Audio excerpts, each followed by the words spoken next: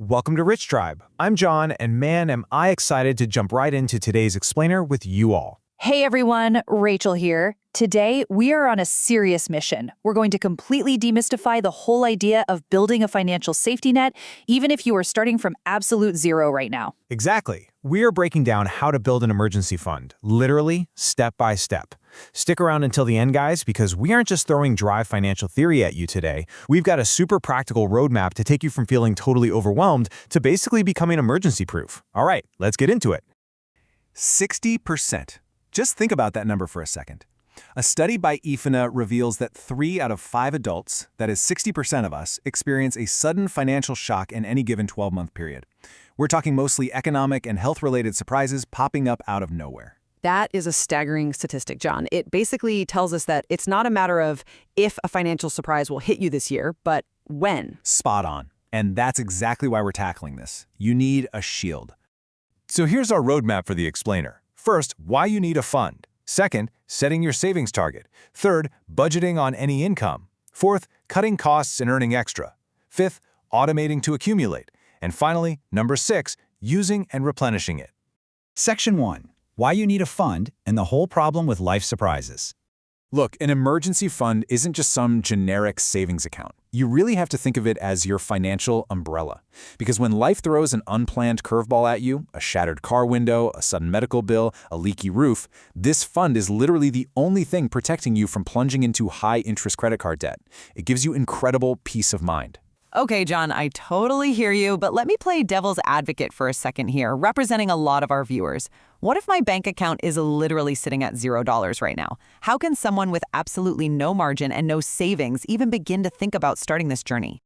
Honestly, that is the most common fear, Rachel. But there's this fantastic analogy from financial researchers at Rutgers University. They say, net worth is the "you are here" sign on the road to financial security. Oh, kind of like that big map at a shopping mall? Exactly like that. Starting at 0 doesn't mean you're failing. It just means you have successfully identified point A on your financial travel itinerary. It's just a starting point. It's a snapshot of today, not your final destination. All right, moving on to Section 2, setting your savings target, or finding your magic number. The ultimate destination most experts agree on is saving enough cash to cover 3 to 6 months of essential living expenses. We're talking just the bare basics here: rent, groceries, utilities, and insurance. But still, John, isn't 3 to 6 months way too intimidating? Think about it. If my basic expenses are $2,000 a month, you're telling a beginner who's currently living paycheck to paycheck to go out and save $6,000 to $12,000? That kind of massive goal can just paralyze people into doing nothing at all. You are entirely right, Rachel. It's too much all at once. So the crucial point is to completely ignore the massive mountain and just focus on the next step in front of you. We use a milestone approach. Step 1, literally just save $100. Step 2, aim for $500. Step 3, hit your first $1,000. Hitting that first $1,000 is a huge deal. It essentially makes you emergency-proof against the vast majority of minor everyday hiccups. You know, like a flat tire or a busted microwave, without having to take out a loan. And this goes right back to another great Rutgers analogy. Financial planning is just like mapping an airline itinerary. You need a starting point, a destination, a time frame, and a cost. To hit that first $1,000, you just map out small, consistent contributions. Saving $25 to $50 a month over a set time frame gets you there. It's just math, guys. It's not magic. Let's jump into Section 3, budgeting on any income, basically making the numbers work. Finding that money to actually save always starts with a brutally honest audit. You have to distinguish your essential needs from your nice-to-have wants. It's separating the groceries you need to survive from those designer shoes. And a classic baseline framework we see all the time for this is the 50-30-20 budgeting rule. Ideally, 50% of your paycheck goes to needs, 30% to wants, and 20% goes directly into savings. I gotta challenge this model a bit, John, because for low-income earners or anyone living in a really high-cost city, basic survival, rent, utilities, food, takes up way more than 50% of their income. If your rent alone is eating 50% of your take-home pay, looking at this pie chart just feels super discouraging. That is an incredibly valid reality, Rachel. That's exactly why we don't treat 50-30-20 as some absolute unbreakable law. For tighter budgets, you should look at the 70-20-10 rule instead. You allocate 70% to those heavy essential needs, 20% to wants, and a much more realistic 10% to savings. Now that I like much better. 10% is a highly achievable target that still builds some serious momentum over time, but without completely starving you of a life right now. All right, Section 4, cutting costs and earning extra. Or, in other words, creating that margin. So how do we practically free up that 10% cash flow in our everyday lives? Well, let's fire off some rapid real-world hacks. First, swap to generic store brands for your groceries and medications. The quality is almost always identical to the name brands. Second, dust off that old library card. You can stream movies or check out books for free instead of buying them new. And third, use the 48-hour rule for impulse buys. Leave the item in your virtual cart for 2 days. Chances are that burning urge to buy it will completely pass.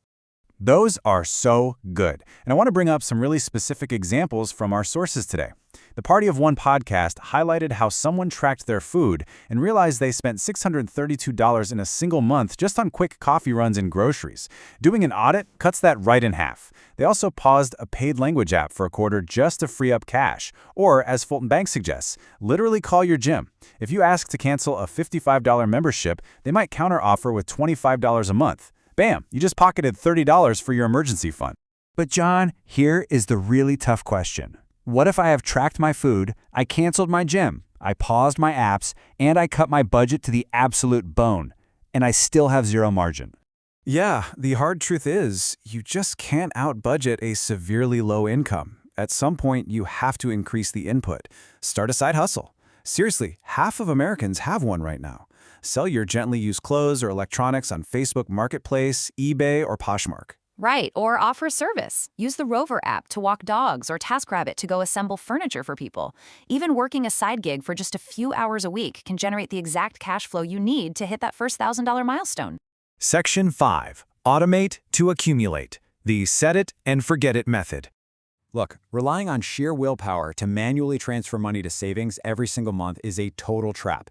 You're going to eventually forget, or you'll find a really good excuse to spend it. You have to automate.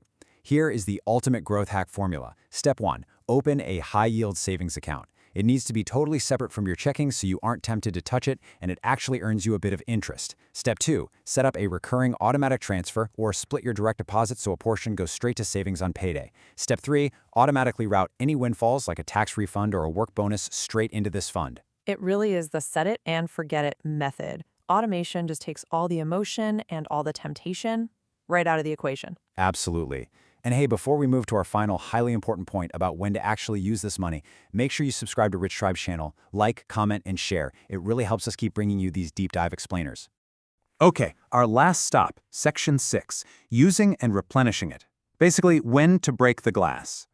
You've worked so hard, you've automated, you've hustled. Now, when is it actually appropriate to touch this hard-earned money?